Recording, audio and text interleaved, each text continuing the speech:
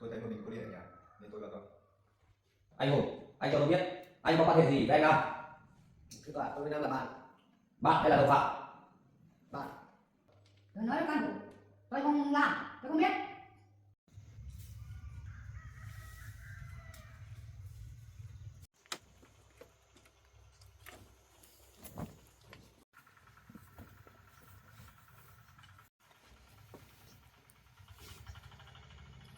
Em gấp kiểu này chắc mai anh không tìm được quần áo đâu.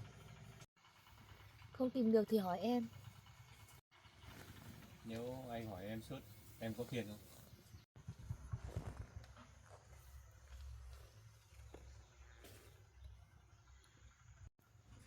Không đâu, em thích anh hỏi.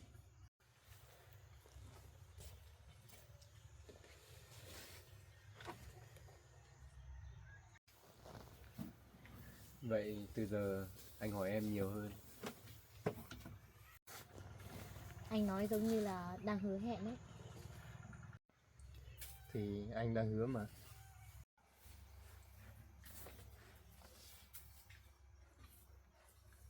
Alo, đồng chí Vũ à? Vâng ạ. Tôi báo cho cậu và Liên. Chiều nay đến đồn, hôm nay là buổi xét hỏi đối chất quý vụ Bà Lài, hoàn tất hồ sơ. Được rồi, tôi sẽ đưa cô ấy đến đúng giờ.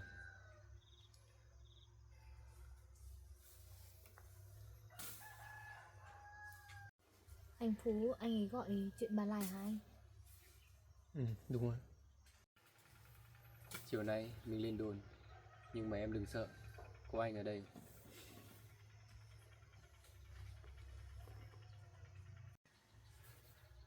Em không sợ, chỉ là em muốn kết thúc thật sự.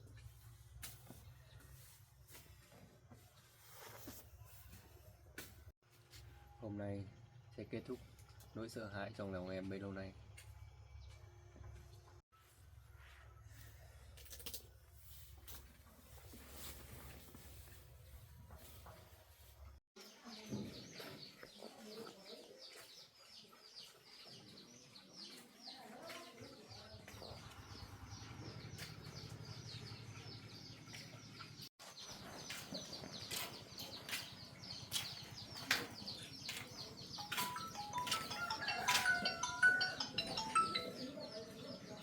Alo. Sao rồi? Ra đây tao nói, nhanh. Ok ok.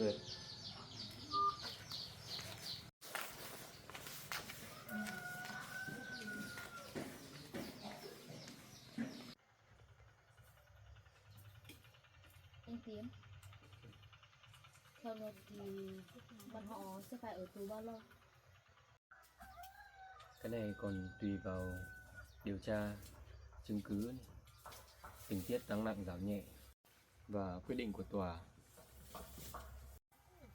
Nhưng theo công chung, Nam là người trực tiếp gây hại, lại phạm tội có tổ chức, nên anh nghĩ là có thể Nam có thể ngồi tù khoảng 2 đến 3 năm, thậm chí cao hơn nếu đủ yếu tố. Vậy còn ông Hùng ạ? Hùng cũng giúp sức tham gia, nhưng chỉ kém Nam một chút. Còn bà Lài phải xem xét thêm vai trò chủ mưu, thuê người, động cơ và các tình tiết khác nữa.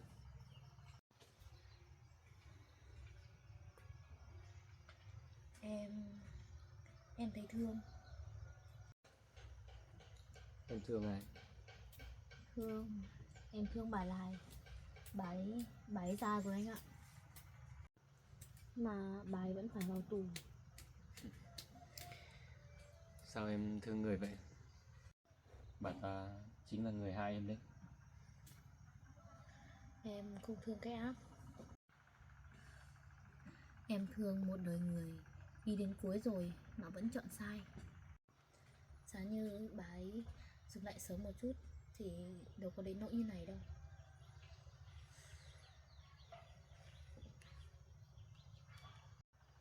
Em hiền quá. Nhưng mà hiền không có nghĩa là phải tha. Hiền là không để cái ác biến em thành người giống họ.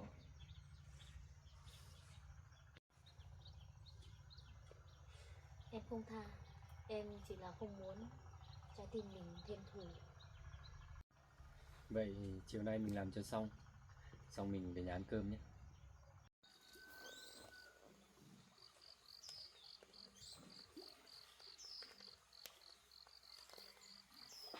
Xong rồi đúng không? Hợp đồng làm được à? Từ mày cứ ngồi xuống nói chuyện. Cái công việc như nào ạ? Gái đâu? Gì mà nóng vậy? Bà đó đòi cao lắm. Bao nhiêu? Cho tao con số. 50 triệu tiền liền. 50. Sao cao vậy? Người ta làm nghề làm tâm lý. Tâm lý là đàn ông có giá. Mày có chắc chắn có 50 triệu là thành công không? Tao hỏi kỹ rồi. Bà đó không hứa 100%. Nhưng bà đấy nói chỉ cần tiếp cận được 1 tuần, tạo đủ hiểu lầm là Liên sẽ dao động.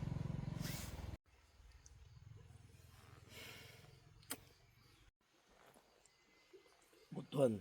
Chỉ 1 tuần thôi là đủ đúng không? Vấn đề là tiền. Cái đấy tao lo được. Mày lo kiểu gì? Đừng nói mày. Tao sẽ đi vay. Mày đừng mà suy nghĩ lung tung.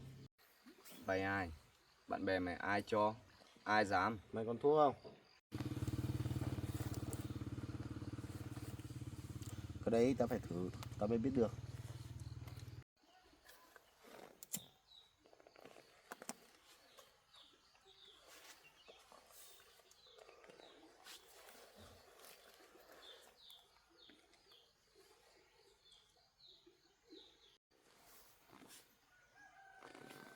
Alo.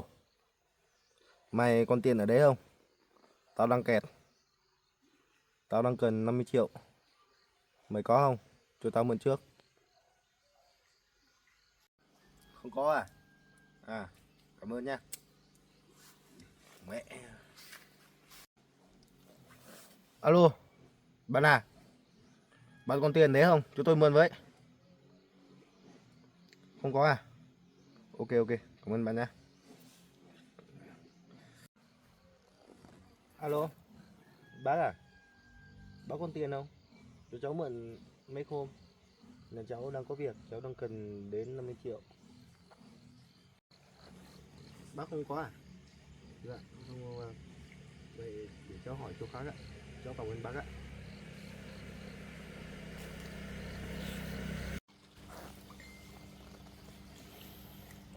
Alo. Chị à? Còn tiền đấy không? Để em mượn. Để em ra bây giờ em sẽ không có. Chị không có à? Dạ vâng, em cảm ơn ạ. Để em hỏi chỗ khác ạ. Tao gọi hết bạn bè đến gia đình, không ai giúp. Tao thể xoay giúp mày 10 triệu. 10 triệu không đủ. Không đủ thôi, dừng đi. Mày bảo tao dừng. Dừng thế nào được khi tao đã đi đến bước này rồi. Tao phải đi xoay sở được bằng đấy tiền. Quỳnh, mày đang điên. Mày đang chuẩn bị ném đời mày vào hố đấy. Mày nói cái gì? Đời tao từ lúc mất tiền đã là hối rồi, mày hiểu không? Mày nghĩ vay nặng lãi là dễ à? Không dễ, nhưng tao làm được. Tao phải làm hết mình. Nếu mày ngã thì sao? Đời của tao giờ đang ái rồi. Giờ tao chỉ bò. Mày giúp được tao thì giúp, không giúp được thì thôi.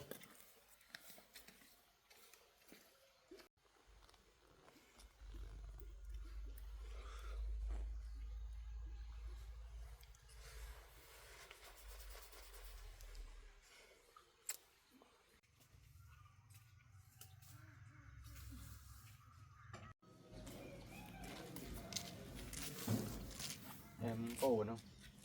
Em muốn. Chỉ là sợ nghe lại. Nghe lại sẽ đau, nhưng nghe xong mình sẽ nhẹ. Nếu mà em không nói được thì sao? Em cứ lắc đầu. Phú với mình sẽ dừng, không ai ép em cả. Đi vào.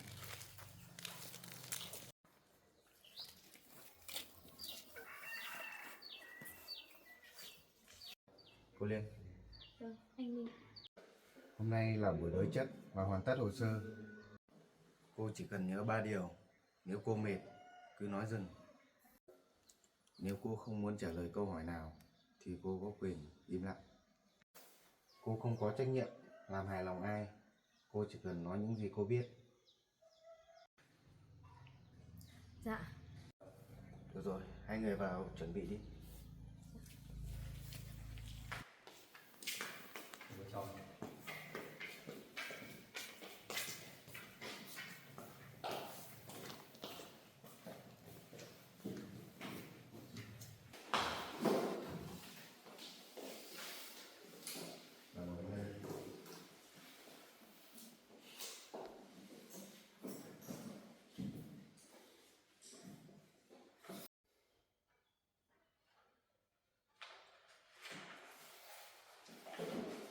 Xin mời mọi người ổn định tổ chức, phiên tòa xét xử chính thức bắt đầu nhá. Xin mời bị cáo Nguyễn Văn Nam đứng lên vành móng ngựa để tòa xét hỏi.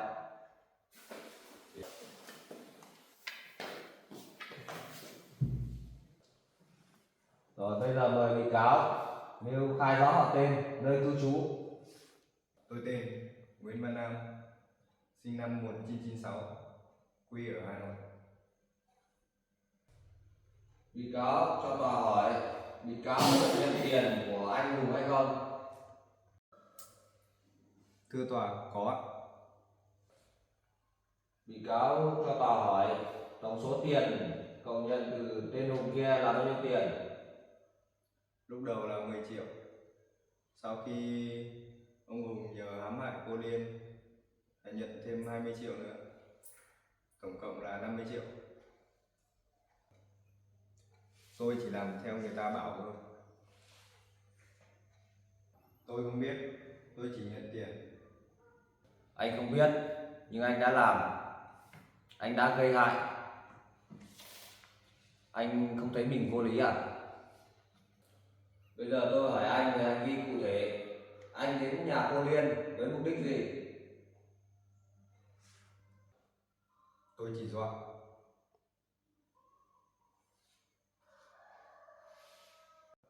Dọa để làm gì?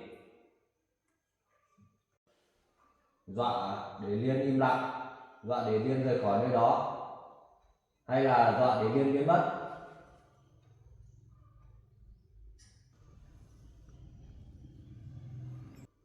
Dọa để nó sợ, nó im. Ai chỉ đạo cậu làm Liên sợ?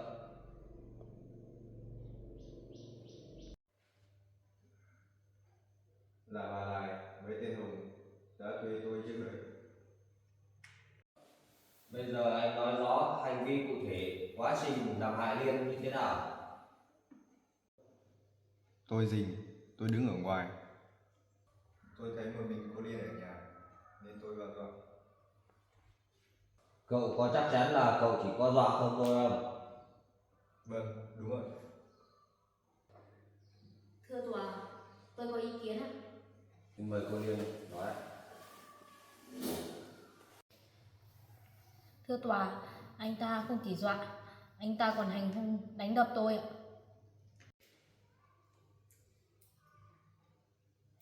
Vậy cô còn có ý kiến gì nữa không? Thưa tòa, tôi hết ạ. Vậy mời cô ngồi xuống. Người bị hại đã bổ sung vào lời khai. Cậu có ý kiến gì nữa không?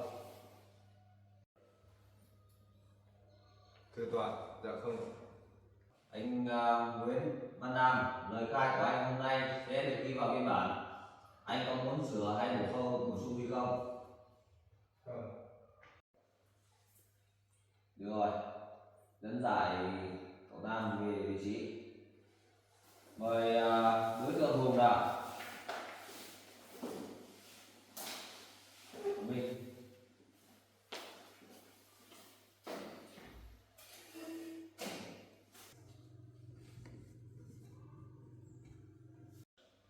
Bị cáo đọc rõ họ tên đầy đủ. Thưa tòa, tôi là Nguyễn Văn Hùng, sinh ngày 19 tháng 1 năm 1979, ở thôn Bình An. Anh Hùng, anh cho tôi biết anh có quan hệ gì với anh Nam? Thưa tòa, tôi với Nam là bạn. Bạn hay là đồng phạm? Bạn. Anh Triệu Văn Hùng, anh xuất hiện cùng Nam trước thời điểm vụ việc, anh ở đó làm gì? Thưa tòa, tôi chỉ đến đấy chơi vui thôi. Anh Nguyễn Văn Nam đã khai hết sự thật rồi, bây giờ anh còn chối cãi à? Yêu cầu anh khai hết sự thật ra. Còn có sự khoan hồng của pháp luật, anh nghe rõ chưa?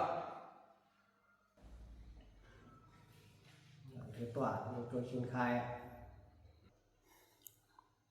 Cái thằng công an ấy, nó thì tập kè vừa tôi. Tòa nên tôi tức quá, tôi mới thuê người hãm hại Liên vào cái thằng công an đấy. Vậy anh đã thuê những ai để làm hại Liên và Tiến? Thưa tòa, tôi chỉ thấy tiền thuê thằng Nam, còn người khác tôi không biết. Anh đã thuê Nam bao nhiêu lần và tổng số tiền là bao nhiêu? Thưa tòa, tôi đã thuê 2 lần, tổng số tiền là 50 triệu. Anh Hùng, anh biết hành vi của anh đang gây hại nguy hiểm đến tính mạng của cô Liên cũng như đồng chí Tiến không? Thưa tòa, không. Được rồi, mời anh Hùng về chỗ.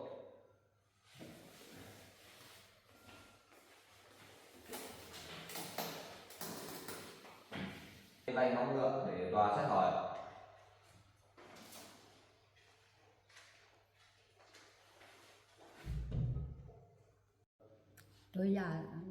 Tôi già rồi, tôi đau chân lắm, tôi yếu, tôi không đứng được đâu. Đồng chí Minh, đồng chí lên ghế cho bà ngồi.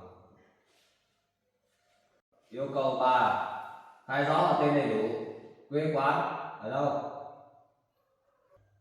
Tôi là Mai Thị Lại, sinh 1950.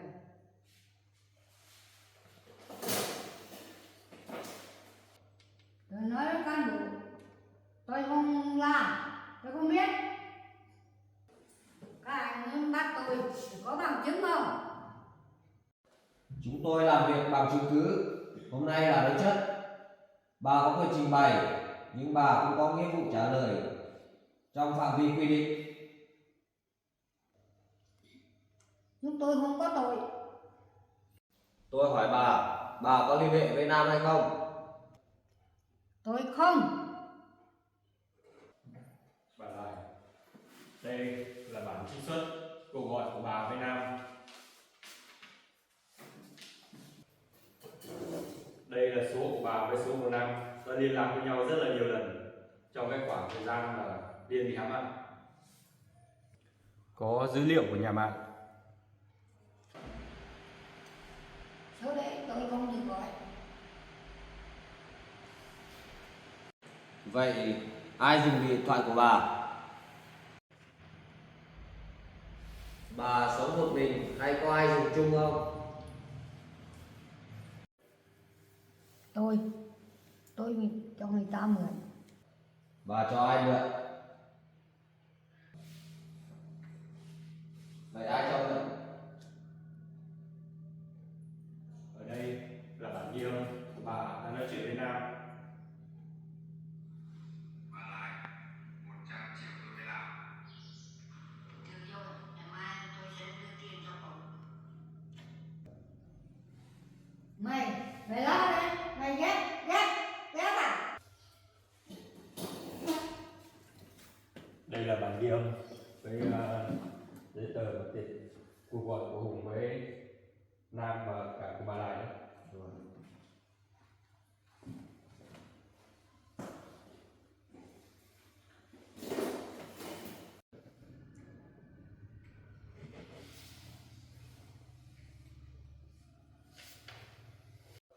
Giám định kết luận âm thanh không bị cắt ghép.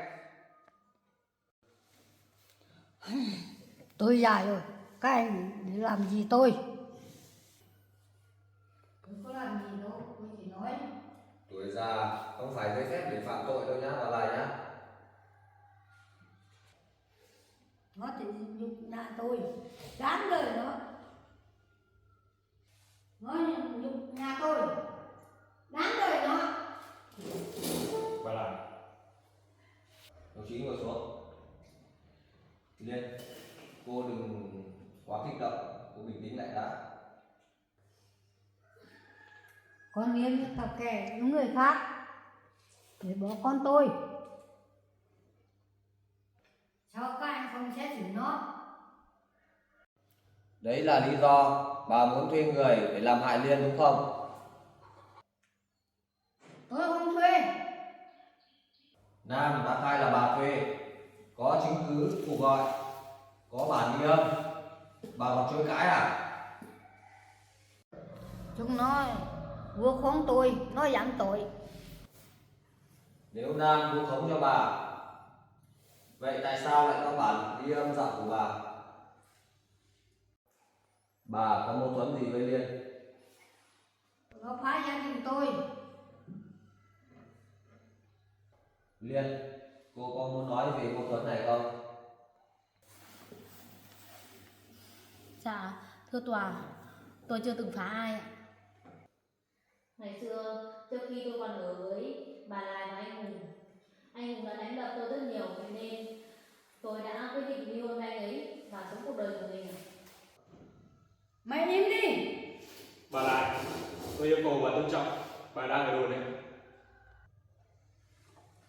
Mày có quyền gì liên tiếp? Bà lại, nếu bà tiếp tục xúc phạm, tôi sẽ lập biên bản hành vi cản trở làm việc. Liên, trình bày cô nói tiếp. Dạ, thưa tòa, tôi nghĩ là sau khi ly hôn với anh Hùng thì tôi sẽ thoát khỏi gia đình ấy, nhưng mà thật sự không ngờ là họ vẫn không tha cho tôi. Họ tìm mọi cách để hãm hại tôi. May mà có anh Tiến và các đồng chí công an đã giúp tôi khỏi rất là nhiều hiểm cảnh. Mày. Được, tôi đã ghi nhận lời trình bày của người bị hại. Mời cô ngồi xuống. Xin mời đồng chí Minh đưa bà lại về chỗ.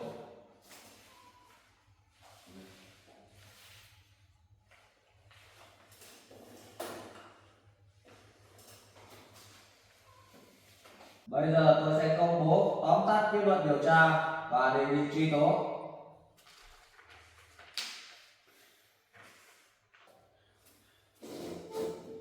Theo căn cứ lời khai đối chất, vật chứng điện tử camera đã hiện Nam Khanh Cư trực tiếp thực hiện đe dọa xâm hại theo thỏa thuận và nhận tiền. Hùng có hành vi giúp sức canh chừng và tạo điều kiện cho Nam. Bà Lai có dấu hiệu chủ mưu, xúi dục và thuê người thực hiện với động cơ cá nhân. Yêu cầu tất cả mọi người đứng dậy để tòa tuyên án.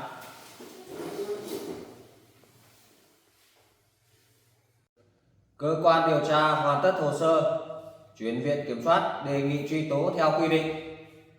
Mức hình phạt cụ thể do tòa án quyết định. Tuy nhiên, vai trò Nam là trực tiếp và chủ động, khả năng chịu mức án nghiêm khắc cao. Hùng giúp sức thấp hơn. Bà Lai là chủ mưu, tùy tình tiết để giảm nặng nhẹ tội. Tôi già rồi. Tôi không ngồi tù được đâu. Nếu bà không chịu nổi thì càng không nên làm những điều khiến người ta không chịu nổi. Sau đây, tòa xin tuyên án bị cáo Nguyễn Văn Nam phải lãnh án 2 năm 4 tháng tù giam. Ông Nguyễn Văn Hùng 3 năm 6 tháng tù giam. Bà Ma Thị Lai 3 năm 8 tháng tù giam. Yêu cầu các đồng chí làm nhiệm vụ đưa các tội phạm vào phòng giam.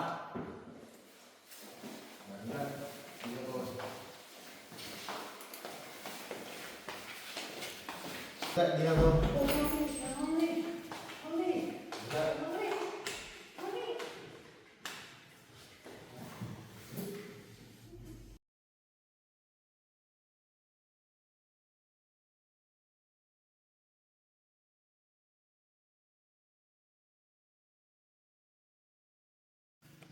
Thôi mình đi về đây. Em vừa sợ vừa thấy nhẹ người. Nhẹ là đúng rồi. Vì em đã nói ra những điều em giữ lâu quá. Liên, cô làm tốt lắm. Hôm nay không phải là để trả thù.